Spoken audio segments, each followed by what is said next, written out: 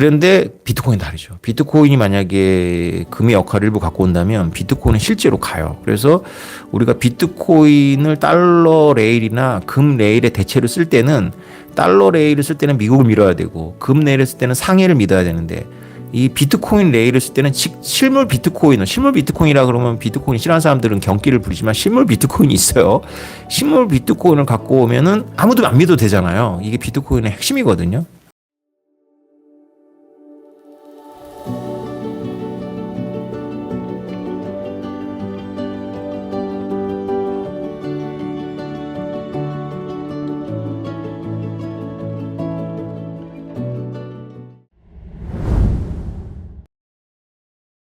여러분 다 이미 저를 통해서 많이 들었던 겁니다. 그러나 이제 이런 맥락을 연극의 스크립트를 이제 대본을 알려주고 이제 애드리브를 하는 거예요. 그래야 여러분들이 이게 저런 맥락에서 얘기를 하는 거구나 이렇게 알 수가 있겠죠. 이 미국의 몇몇 천재들이 아마 피터 틸일 것 같은데 몇몇 천재들이 이 달러 스테이블 코인이니까 달러 스테이블 코인이 일석삼조예요. 일석삼조. 그러니까 달러 문제를 해결하는 데 있어서 달러 스테이블 코인이 일석삼조다. 첫 번째. 이 달러 스테이블 코인은 달러를 전 세계인들이 안방으로 실어 나르는 탄도 미사일이거든요. 그러니까 맥도웰이라고 그 미국의 그 생션이 미국의 그 달러 지배력에 어떤 영향을 미치는지에 대해서 계속 전문적으로 연구한 학자가 있어요. 이 맥도웰은 중요한 건 달러가 아니다. 달러를 실어 나르는 그 레일이다라는 재밌는 얘기를 하거든요. 그러니까 달러 스테이블 코인은 그 달러를 실어 나르는 그 레일인 거죠. 크립토라는 것을 가지고 이제 달러를 실어 나르는데 그 달러가 전 세계 안방으로 들어가요. 그래서 첫 번째 미국의 무역 불균형에서 늘 미국이 이제 주변국도 N번째 통화 문제라고 하거든요. 이걸 N번째 통화 문제라고 하는데 이건 어려운 개념입니다. 전 세계 통화가 있으면 N번째까지 있을 거 아니에요. 그 N번째가 바로 달러예요. 미국이 다른 나라가 자꾸 자기에 대해서 키를 낮추니까 그 평가 환율을 이제 평가 절하하니까 수출 경쟁력 때문에 미국이 수출 그걸 회복하려고 달러의 가치를 하락시킵니다. N번째 통화라서 모든 돈이 달러하고 1대1의 관계를 맺고 있거든요. 낮추면 그 모든 돈이 무슨 짓을 하냐면 자기도 키를 낮춰요. 그래서 이 돈들 간에는 달러를 통해서 연결되어 있기 때문에 어떤 돈이 우리나라 돈이 예를 들어서 원화가 엔화나 위안화나 달러에 대해서 키를 낮추는 건 가능한데요. 달러는 그게 불가능해요. 달러를 낮추면 다 낮아져요. 다 한두 명이 낮추면 다 거기 맞춰 낮아져 가지고 N번째 통화 문제라고 합니다. 이거를. 그런데 무슨 말인지 아시겠죠? 그런데 이 달러 스테이블 코인을 써버리면 한국인, 일본인, 유럽인, 중국인이 써버리면 그 각각 나라들이 자기 나라 유로, 엔화, 원화, 위안화를 미국의 돈에 비해서 낮추지를 못해요.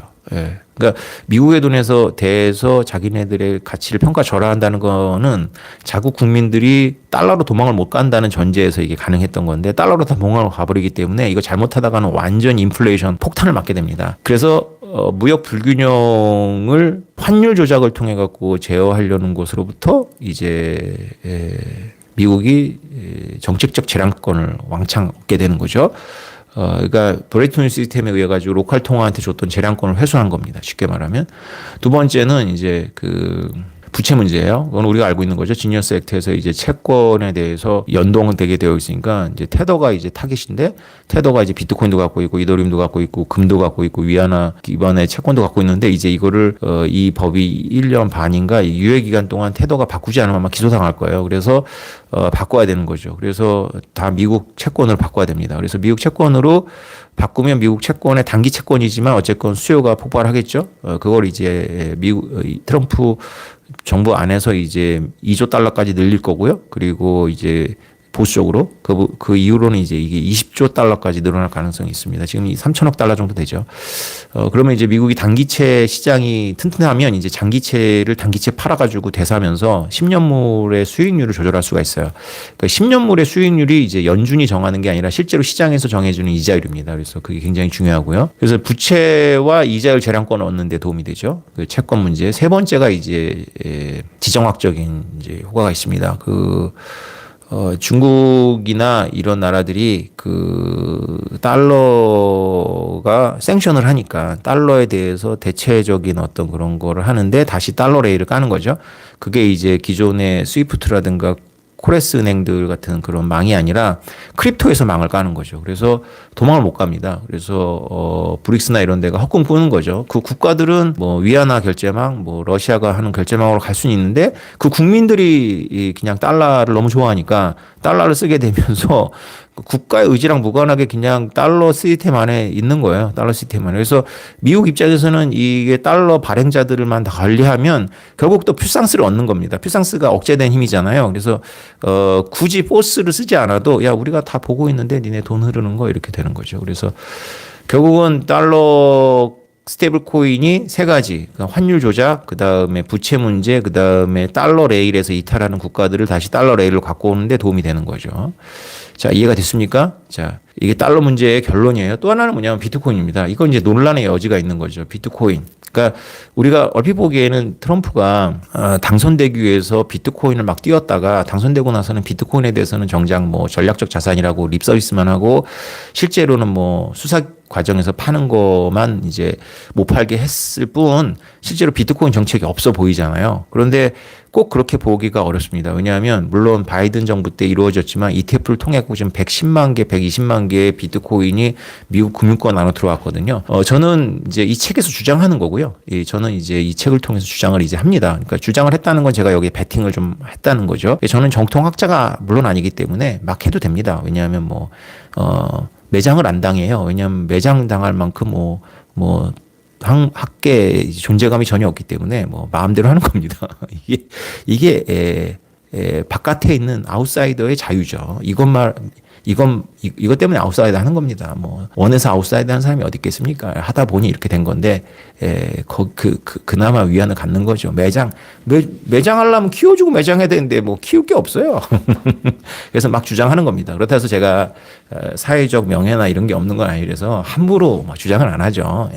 저 나름대로 이제 내가 알고 있는 걸 피터 틸이 알고 있을 거고, 피터 틸이 알고 있는 걸 아마도 제이드 벤스나 에릭 트럼프를 통해서 트럼프도 보고 받았을 것이다. 이렇게 이제 교감 속에서 미국의 행위를 제가 이제 합니다. 그거 뭐냐면 비트코인 하드포크하려고 하는 것 같아요. 그래서 그 얘기를 제가 글로 잘 썼지만 여러분들 읽어보시면 되고요. 그러니까 비트코인이 프로토콜이라는 게 미국한테 너무 마음에 드는 거죠. 왜냐하면 지금 금이 심상치가 않습니다. 미국에 금이 없어요. 그리고 그 현물금은 오랫동안 러시아하고 중국이 빼갔어요. 종이금을 원래 쓰는 게 이제 이 퓨상스의 핵심이었거든요. 그래서 미국이 금을 70%나 갖고 있었으니까 우리가 종이금 써. 니네는 종이금이 달러야. 이거 갖고 오면 금하고 바꿔줄게. 라고 했는데 1차 종이금 부도가 났어요. 1971년도에 2차 종이금은 야, 우리나라 은행 밑에 다 금괴 있으니까 니네들은 그냥 그 금 계좌만 가져. 이렇게 한 게 2차 종이금이었는데 2차 종이금은 이제 물론 드골 같은 대통령이 막 해병대 해군 보내갖고 프랑스 해군 항공모함 보내갖고 막 실어오고 이런 경우가 있었지만 그런 또라이나 하는 거고 그거 한 1억 달러어치 금 갖고 오는데 한 1억 달러 씁니다. 그래서 수지가 안 맞아요.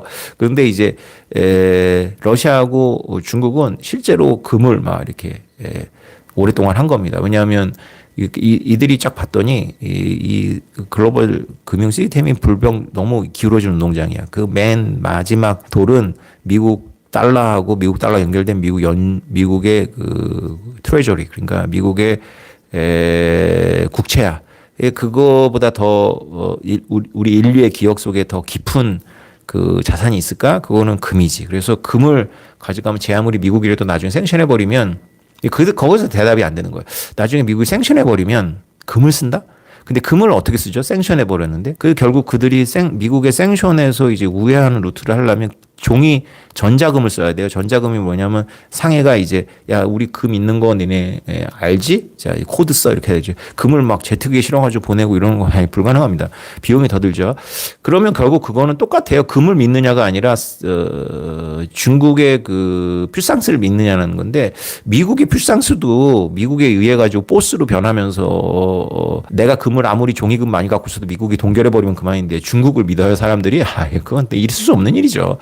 중국은 중국만 믿습니다. 그래서 그건 있을 수 없는 일이기 때문에 결국 금은 이제 미국한테 어필은 되지만 결국 그거 갖고 뭐 할 건데라고 하면 이제 답이 없어요. 그게 기술적으로 테크니컬리 이해가 되시죠? 이게 금융망과 이게 다른 이야기입니다. 그런데 비트코인 다르죠. 비트코인이 만약에 금의 역할을 일부 갖고 온다면 비트코인은 실제로 가요. 그래서 우리가 비트코인을 달러 레일이나 금 레일의 대체로 쓸 때는 달러 레일을 쓸 때는 미국을 밀어야 되고 금 레일을 쓸 때는 상해를 믿어야 되는데 이 비트코인 레일을 쓸 때는 실물 비트코인이라 그러면 비트코인 싫어하는 사람들은 경기를 부리지만 실물 비트코인이 있어요. 실물 비트코인을 갖고 오면은 아무도 안 믿어도 되잖아요. 이게 비트코인의 핵심이거든요. 이걸 또 이제 여러분들이 이해하는데 또 한 챕터가 필요하지만 뭐 넘어갈게요. 여러분 공부하십시오.